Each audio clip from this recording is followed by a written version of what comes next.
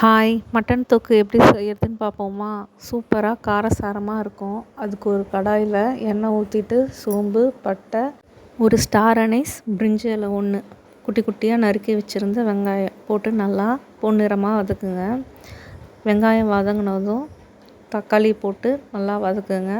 கருவேப்பிலை, உப்பு சேர்த்து நல்லா கலரிட்டு தேவையான அளவு குழம்பு மிளகாய் தூள் போட்டுக்கோங்க.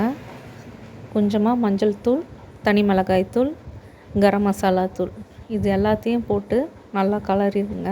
எண்ணெய் திரிஞ்சு வந்ததும் வேக வச்சுருந்த மட்டனை சேர்த்துக்கோங்க. நான் உப்பு மஞ்சத்தூள் சேர்த்து வேக வச்சுருக்கேன். இப்போது அதில் மட்டன் வேக வச்ச தண்ணியை சேர்த்துக்கோங்க.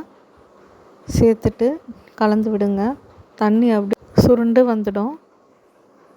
தண்ணி கொஞ்சம் வற்றினதும் கருவேப்பிலை இலையும் கொத்தமல்லி இலையும் போட்டு நல்லா கலரி எடுத்திங்கன்னா சூப்பரான காரசாரமான மட்டன் தொக்கு ரெடி. ட்ரை பண்ணிட்டு எப்படி வந்துச்சுன்னு சொல்லுங்கள். தேங்க்ஸ் ஃபார் வாட்சிங்.